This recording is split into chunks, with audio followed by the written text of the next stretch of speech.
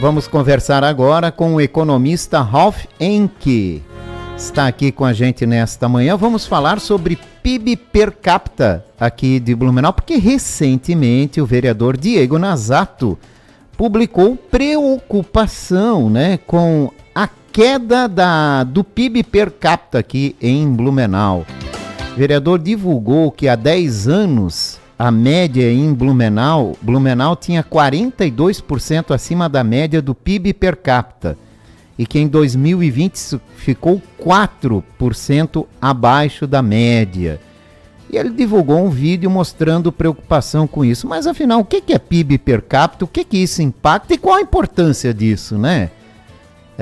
A gente vai conversar com o Ralph Encke, que está aqui, que vai explicar isso pra gente. O vereador tem razão em demonstrar preocupação ou não.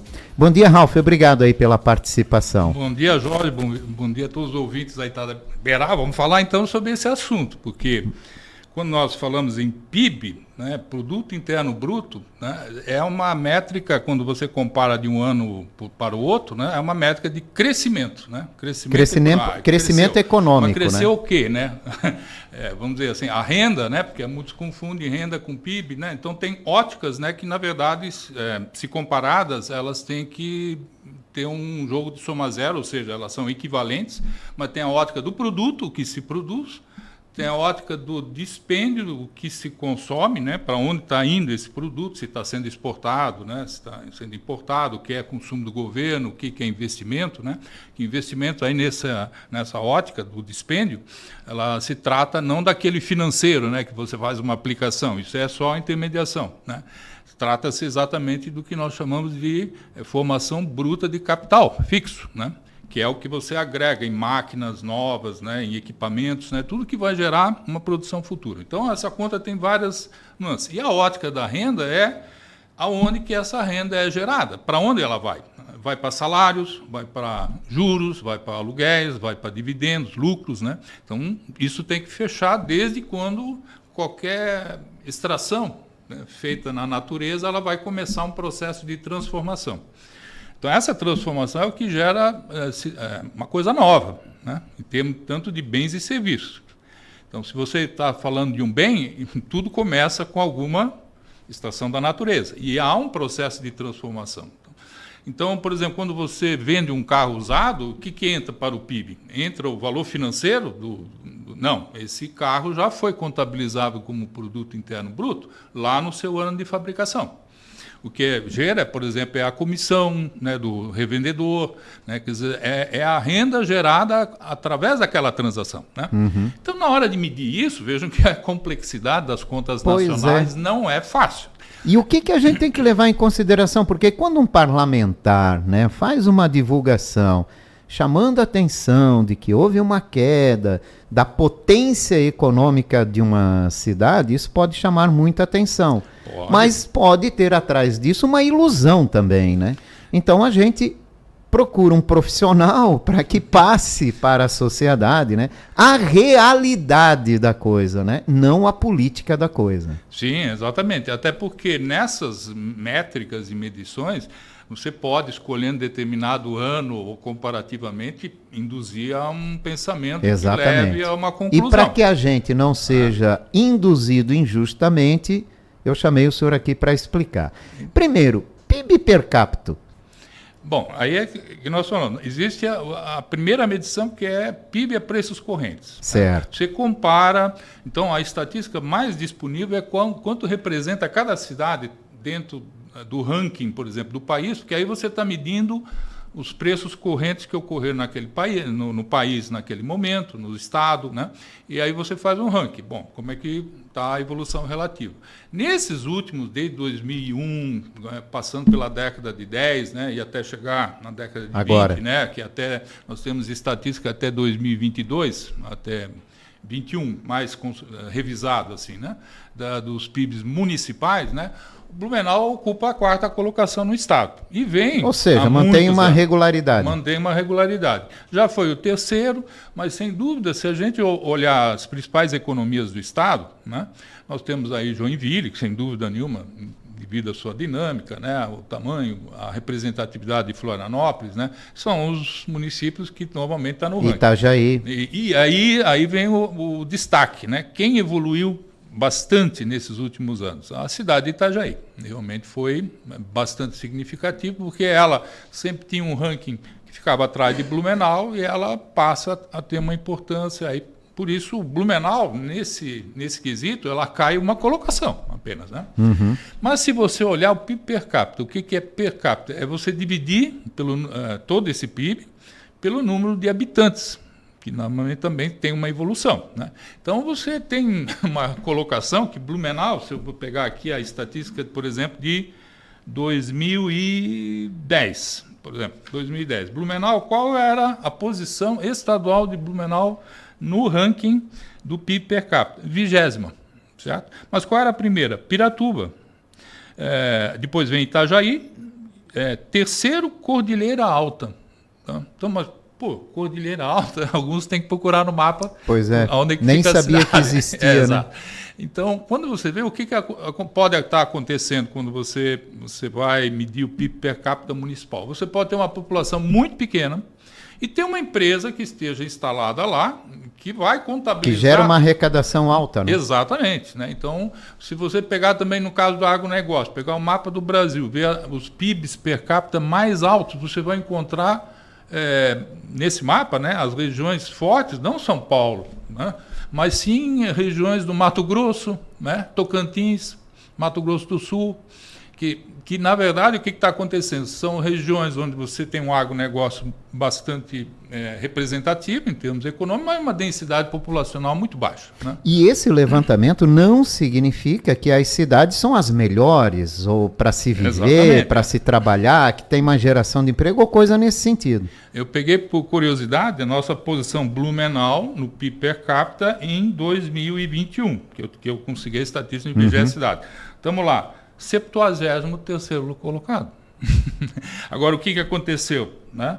A gente vê Araquari, que está em terceiro agora, nem aparecia no mapa, mas se você olhar o que aconteceu em Araquari... Mas é uma cidade que tem crescido muito nos últimos anos. Você né? tem uma montadora que foi para lá. Foi uma montadora, o comércio se fortaleceu muito dúvida, lá em Araquari. Porque tudo agrega, né? Exatamente. Vai se criando um entorno, principalmente uma economia que é muito baseada em serviços, né? O caso do PIB de Blumenau, ainda nós temos a forte representação da indústria. Se pegar assim um equilíbrio entre indústria e serviços, né? Então, a representação do agro aqui é pequeníssima, quase, vamos dizer assim, irrisória. Mas ainda metade desse PIB representa serviços. E muitos desses serviços são relacionados à indústria, né, ao sistema financeiro, ao existente local, à saúde, ou seja, né, o que mais representa nos subsetores da economia, onde que gera mais emprego, né? Então, essa é uma característica, né, uma métrica, né, que eu não acho tão adequada. Tá? Até certo. Porque posições dessas, né, você simplesmente, a nível municipal, pode causar muitas mudanças de um período para o outro, né? Então, por exemplo, o IDH Blumenau é extremamente alto. O último medido é 0,806. Quer dizer, num nível próximo de 1, é um equilíbrio, né, entre longevidade, educação, qualidade de vida, e Blumenau está no ranking nacional, também entre na 26ª colocação das melhores cidades para investir, para morar, né? Então, você tem rankings diversos também que mostram, além do IDH, que é um Índice de Desenvolvimento Humano, né? Você tem métricas de distribuição de renda. Um dos índices é o índice de Gini, né? Então, o índice de Gini mostra como que a renda está distribuída em faixas da população e mostra que quanto mais próximo de 1, né, que é uma métrica que vai de 0 a 1, né, quando você vai verificar como é que está a distribuição da renda na população. Aí, se você pega um município desse pequeno, né, que está com um PIB per capita lá em cima, por causa, às vezes, de uma indústria, e dividir a população, você vai ter um índice de Gini que vai representar que essa renda não está distribuída igualmente, né? Pois é, para você ver. Então, PIB per capita não pode ser levado em consideração para analisar economicamente um município ou a vida de um cidadão no município. Não, exatamente. Ela tem que ser complementada, né? Só a análise do PIB per capita ela é muito utilizada, mas ela é simplesmente a divisão de tudo que foi gerado por cabeça igualmente, né? O que não quer dizer que chega lá, né? Então, que chega lá. Então, você pode, hoje, inclusive, quando você trata desse assunto, que a gente chamava de contas nacionais, contabilidade social, era a disciplina em economia. Ela se transformou em contabilidade social, porque foram incluídos outras formas de verificar não só o crescimento, mas também o desenvolvimento da cidade, né? Que é a qualidade de vida. Você até hoje, por exemplo, tem um índice de felicidade que está sendo medido. Quer dizer, um índice de felicidade... Depende do momento do tempo, esse índice de felicidade vai lá para o buraco. Por exemplo, lá na Finlândia, eles dizem o país mais feliz do mundo, mas... Talvez no verão, né? Mas chega no inverno, dá depressão e tal. Nas férias, o Brasil é o país mais feliz do mundo, né? Tá no todo carnaval, mundo né? Então, também uma medida conceitual que até teve um ano que apareceu um país da América Central, agora não me lembro se foi Costa Rica, um desses aí, mas que era o índice mais feliz do mundo. Mas não é um país tão rico, né? Mas é o conceito de felicidade que às vezes pode ser traduzido por uma relação, sei lá, entre familiares, social, as pessoas se sentem felizes, né? E outras são mais críticas em relação, então muito relativo. Mas esse conjunto de métricas são formas de você conjuntamente analisar a qualidade da cidade, né? E se ela está evoluindo. E o relativo é que, infelizmente, talvez por problemas de Blumenau, né? Que a gente sabe nossos problemas, porque muitos se falam, empresas estão saindo, mas outras estão sendo criadas, mas como é que é essa dinâmica? Mas nós temos o quê? Nossos problemas de infraestrutura, que são notórios, né? Mobilidade, que é uma preocupação, então existem projetos que estão sendo desenvolvidos aqui, ou pelo menos apresentados. São lentos, né? Infelizmente. Né? São lentos, infelizmente. Né? Olha só a BR-470, né? Quer dizer, está em fase de finalização, mas quantos anos... Todo o congestionamento agora da 101 aqui na região. Exato, também impacta então nisso. Você já está aí com necessidades que vão além da duplicação, né? A gente já tem que ter 4 faixas. Triplicação. Triplicação, né? Então, esses problemas assim de escoamento da produção, né? Isso ainda afeta na hora de uma empresa que necessita dessa logística, né? Mais fortemente, de escolher a cidade para fazer, digamos, o seu negócio, implantar. Essa questão da mobilidade afeta também um outro setor que contribui muito para o crescimento do PIB, que é o turismo, né? Sim, turismo. Que impacta diretamente em serviços, né? Exatamente. Então, muitas cidades, por exemplo, europeias, né, a 50% do PIB é turismo. Turismo, né? exatamente. Pega a Espanha. Eu acho que a gente não acordou para isso ainda, né? Exatamente. Eu sei que há muitos anos atrás, né, falava que explorar o turismo em Blumenau era como tirar, né, petróleo lá do Polo Sul. Quer dizer, é muito difícil, possível, mas muito difícil. Mas os anos se passaram, então a gente vê investimentos aqui em cidades vizinhas, Pomerode, né, a ideia de rota, né, rota do Vale Europeu, né, tudo isso a gente vem observando muitas iniciativas empresariais que vão se somando e vão, né, transformando, digamos, o atrativo, né, da região para maior renda no futuro em turismo. Ralf, se tivesses a oportunidade de sentar com a nova gestão municipal, né, com esse grupo que vai fazer a gestão do município a partir de 2025, olhando para a melhoria do desenvolvimento econômico aqui da cidade, né, que conselhos você poderia dar?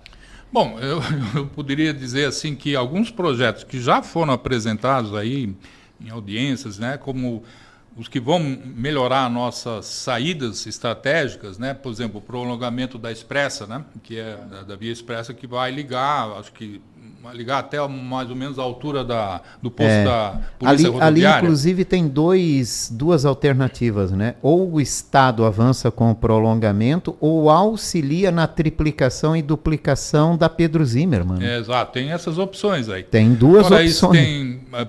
Avançamos em opção, mas não avançamos em obra, né? Não avançando em obra. Então, acho que foi orçado em mais de 1 bilhão, né? É o que foi apresentado, mas o conjunto de... Algumas reformas são meramente, vamos dizer assim, algumas vias de acesso. A segunda ponte na Itopava Norte, né? Exato. Que já está Que são obras já tá estruturantes importantes que podem ajudar nesse crescimento do desenvolvimento econômico, né? Principalmente Sim. na região da Itopava Central, que é um local propício para o desenvolvimento de novas empresas. É o eixo do futuro, né? São os bairros, né, que mostram a direção de crescimento da cidade para a região norte. Então a nova gestão pública tem que ter uma atenção ali é um foco especial de atenção. Exatamente. Mas assim, em termos, vamos dizer assim, de planejamento estratégico, já foram feitos vários aqui em Blumenau, né, mostrando qual é o futuro, né? Então tem uma sociedade que também está vendo, né? São as forças aí das entidades empresariais, né, que também movimentam muita economia e que levam essas demandas através dos conselhos, como por exemplo o Conselho de Desenvolvimento Econômico da cidade, né? Mas que então o poder público tem que também estar atento a essas demandas, né? E tomar as decisões mais corretas nesse sentido, né? E, sem dúvida, as outras ações são mais de incentivos, que são muito limitados na cidade, a gente sabe disso. Você pode ter no máximo um incentivo de SSQN, né? Um IPTU aí de uma nova construção que você pode abrir mão sobre construção, incentivos de 5, 10 anos, né? Mas que são bem menores, né, do que as condições de incentivos estaduais, que normalmente, quando se fala em guerra fiscal, a gente fala um estado brigando com o outro, mas com o município, né? E alguns vizinhos aqui têm áreas de terrenos, coisa que nós não temos, esse é um principal problema, né? Ter uma área industrial, né? Mas que nem Joinville tem, né? Um setor lá, um bairro, né? Onde você destinou mais a promover instalações de empresas. Rolf, então, se eu não me engano, terras assim nós não temos, né? Não temos terraplanagem, não podemos incentivar nada. Mas então houve uma limitação muito grande em trazer indústrias mais significativas. Então a gente tem muita empresa de tecnologia que não necessitam disso tudo. A gente vê umas coisas acontecendo na cidade, mas falar em grandes indústrias não faz muito sentido hoje, até pela dinâmica geográfica da nossa região, né? Se eu não me engano, no passado até tentou-se lá naquela região da Itopava Central, isso, ali da SC-108, criar, né, essa área disponível para indústrias que quisessem se instalar. Foi mais ou menos em 2007, mas 2003, que não avançou, né? Não avançou muito. Talvez porque a estrutura, a entrada e saída do bairro, que é uma complicação muito grande e tal, isso tenha dificultado, né? Com certeza. As cheias também, né? Problemas com alagamentos. Talvez isso tenha dificultado lá naquela região. Só para a gente fechar aqui esse assunto PIB per capita, vou lembrar que o vereador Diego Nazato divulgou nas suas redes sociais uma preocupação com a queda do PIB per capita aqui em Blumenau. O Rolf Emke, então, economista, foi chamado aqui para explicar isso, né?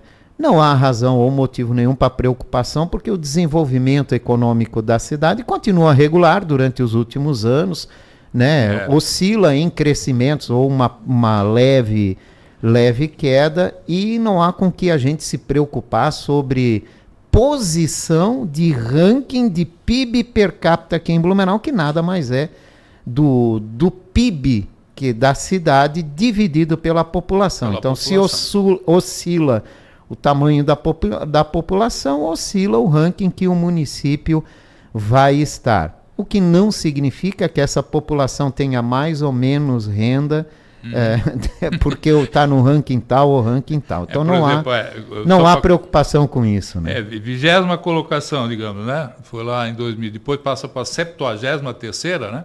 Então, realmente, se você olhar quem entrou nesse ranking, foram municípios pequenos que receberam um aporte de uma empresa grande que representou muito faturamento, né?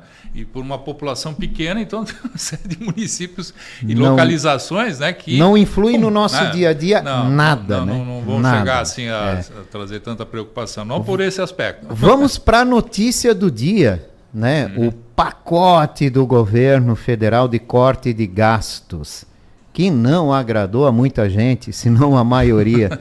Mas e o Rolf Emke, hein? Se agradou? Não, realmente há um problema sério, acho que de comunicação do governo e de conseguir credibilidade. Eu acho que é uma disputa muito interna, talvez entre próprios membros do governo, para onde vai ter esse corte. Isso já está sendo praticamente observado até pelo próprio mercado, né? Há algum tempo, em meses, né? E cancelamento de audiência, quer dizer, postergação desse anúncio exatamente. E o ministro da Fazenda tem tentado, né, manter, né, nessa expectativa um grau de confiança, mas o que nós observamos aí na véspera aqui é o dólar subindo, disparando, pessoas já não acreditando num impacto tão, vamos dizer, relevante, e a dúvida de onde vão sair exatamente esses cortes, onde serão esses cortes, nos 70 bilhões aí que foi anunciado nos próximos 2 anos. Mas justamente foi o início do governo, foi a promessa de uma outra, um sistema chamado arcabouço fiscal, que foi uma nova política de como você vai ter a participação do governo nos gastos de acordo com o ritmo do crescimento, né? A proposta é você, mas eles não conseguiram as metas, né? Então, houve realmente um aumento da receita histórico, né? Quer dizer, você tem observado contínuos, né, aumentos da arrecadação, só que os gastos sobem mais, né? Bem mais. Então você tem um déficit agora e realmente isso é preocupante, porque você tem uma emissão de dívida pública ou monetização desse déficit, o que seria pior, que realmente o mercado vai desaprovar e vai provavelmente forçar a taxa de juros a subir mais ainda. E isso é uma característica desse governo, né? Porque no passado também já se questionava, né, a questão de um gasto muito excessivo. Sim, até o próprio governo, o último, no Bolsonaro, né, no último ano ele abriu, quer dizer, para poder conseguir, né, tentar ser reeleito, ele abriu os cofres, né, que antes, né, isso aí a duras penas, né.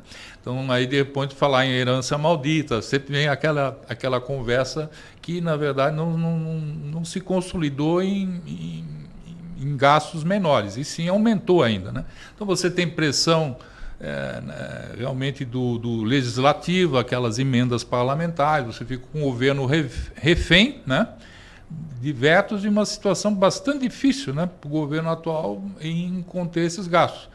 Aí as pressões de um lado aonde serão feitos, né, está se falando até, por exemplo, no pacote que foi anunciado, em mudanças no imposto de renda, não tem nada a ver, tá?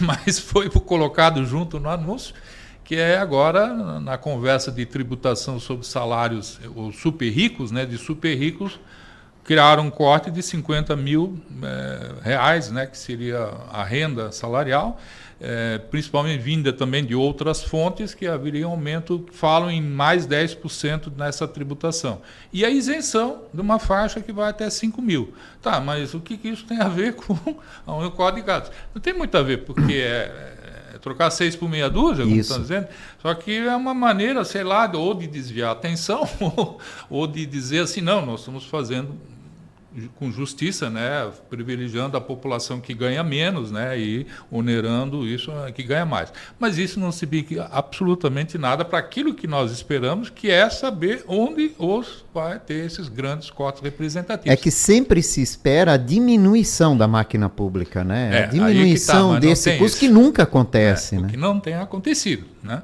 Na verdade, você tem um direcionamento muito claro do governo por seguir uma linha desenvolvimentista, onde a participação do Estado no investimento, vamos dizer assim, agregado, é mais relevante. Mas são justamente dentro desse engessamento de despesas vinculadas, né, que você tem dificuldade em ter o volume de investimento necessário.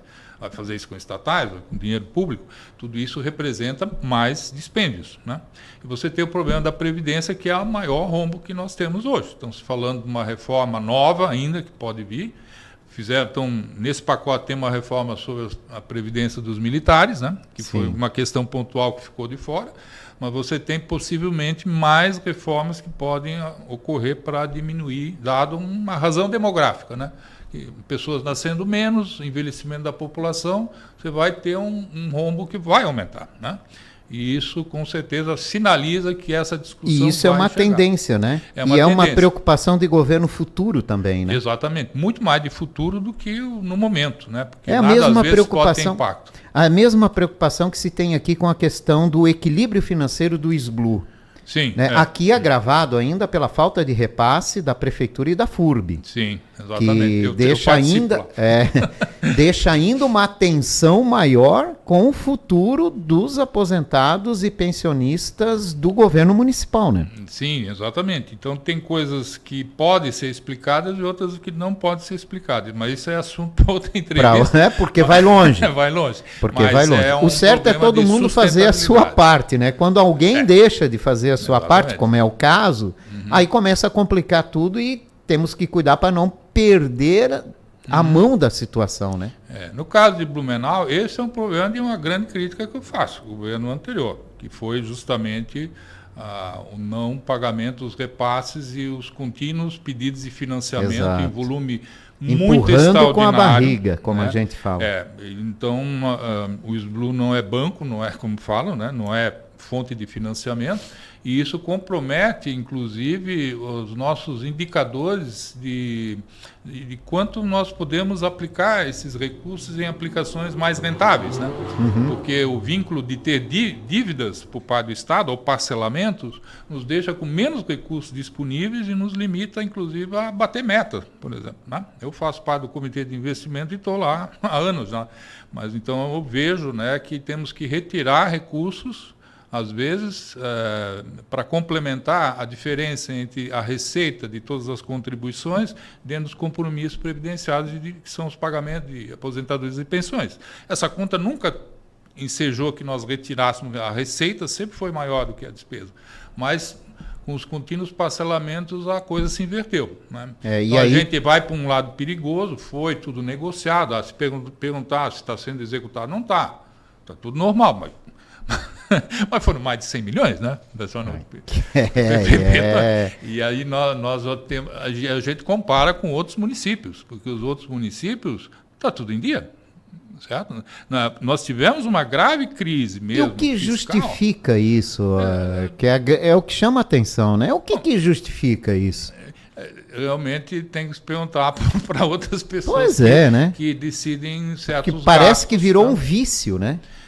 Virou uma prática, porque essa prática, só para fechar esse assunto, se o tempo permitir, essa prática era comum, por exemplo, no final dos governos, né? Que era, de repente, né, fazer um parcelamento para se encaixar na lei de responsabilidade fiscal. E o 13º e tal, e mandar a conta para o sucessor, né? Então, isso não era um montante, né, que a cada 4 anos, se acontecesse isso, mesmo em 5 anos, muito preocupante. Mas tivemos no governo Napoleão, mais uma crise fiscal que também afetou os municípios, né, que foi os PIB negativo aqui, né, em 2015 e 2016, né, onde tivemos a maior retração do PIB. Isso, sem dúvida, afetou as contas públicas, né, e tivemos, assim, os parcelamentos, atingiu o SBLU, né.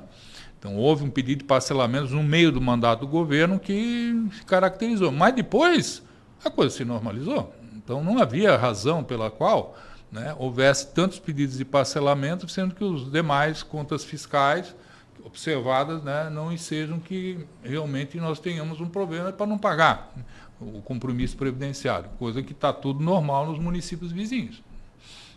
E é isso que gera... A gente tem que repetir. Então, nós esperamos, já que nós representamos também os servidores públicos, né, e que realmente é um futuro, né, que a gente tem que dar sustentabilidade e equilíbrio também a Previdência Municipal, que nós encontramos uma melhor condição aí no próximo governo, né? Com certeza. Bom, o efeito desse arcabouço fiscal, desses anúncios feitos pelo governo no mercado financeiro, né? A gente fechou o dia ontem com o dólar em alta, abre o dia hoje de novo. Sim, isso é preocupante? Não, isso é um sinal de que o mercado não concordou com o que veio? Sim, as dúvidas sobre a real, né, vamos dizer assim, cumprimento desses cortes, ela começa a ficar em dúvida, né? Realmente que vão ser realizados. Já começou com o próprio anúncio de metas do arcabouço, né, que já eram duvidosas já no primeiro ano, que já não eram factíveis, né? No entanto, quando chegou a hora mesmo de apresentar maiores cortes, né, esse adiamento contínuo, né, tem colocado um certo descrédito. Apesar que as agências de risco internacionais, foi anunciado também que a Moody's elevou a nota, né, num grau de investimento um pouco abaixo. Então, quer dizer, o mercado lá fora está vendo o Brasil ainda com bastante confiança, né? Nós temos um índice de PIB crescendo 3%, né? Que esse PIB crescimento mostra que ainda o desemprego em muitas regiões é baixo, né? Tem uma economia aquecida, mas a gente tem um problema fiscal. E aí isso está bem caracterizado, né? Então, e que precisa ser atacado esse problema. E a relação do dólar com o fiscal está intimamente relacionado, esse movimento. Nós, cidadãos comuns do dia a dia, temos que nos preocupar com isso, com essa elevação momentânea do dólar? É preocupante ou é só uma oscilação normal em momentos como esse, né, de anúncios de governo? Bom, sem dúvida, para quem tem negócios, né, em moeda estrangeira, está se preocupando, quem vai fazer uma viagem, compras, etc. E pode afetar também alguns produtos que dependem exatamente de importações, porque, sem dúvida, você tem um dólar mais caro, isso vai acabar afetando, em certo grau, o próprio custo de empresas que têm insumos que eles precisam importar, né? Se não houver uma proteção disso, isso vai acarretar aumento de preço, né? Então, sempre observar até que ponto isso dure, pode ser uma mera oscilação, né? O Banco Central hoje tem reservas suficientes para poder fazer intervenção, apesar que nunca há uma sinalização que o Banco Central vai ter uma política muito ativista, né, para segurar câmbio, né? Nunca foi o caráter dele. Não sei se alguns falam que com o novo presidente, ao assumir, vai mudar isso, né? Mas eu não acredito. Né? Acredito que ele vai seguir na mesma linha de todo o grupo, né, de diretores atual, mas que oscilações muito fortes no câmbio não são ideais e não são saudáveis para a economia, de jeito nenhum. Isso causa um risco país maior, né? E as operações que você faz em moeda estrangeira, a proteção torna-se mais cara.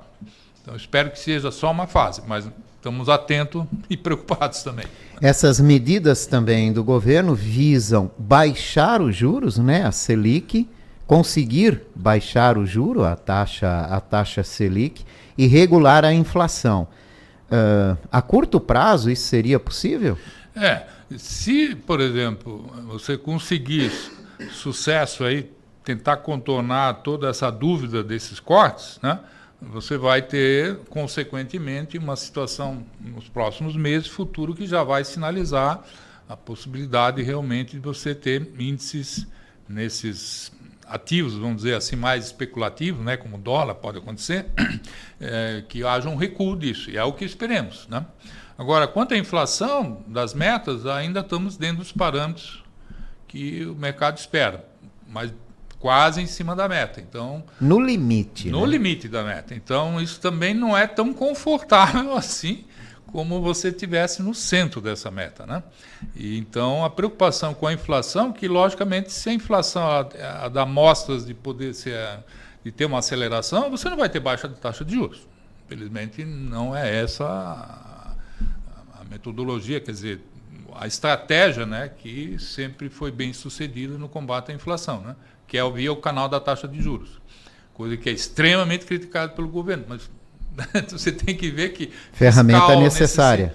Você aumenta a dívida pública, aumenta o serviço da dívida, aumenta a pressão sobre os juros, né?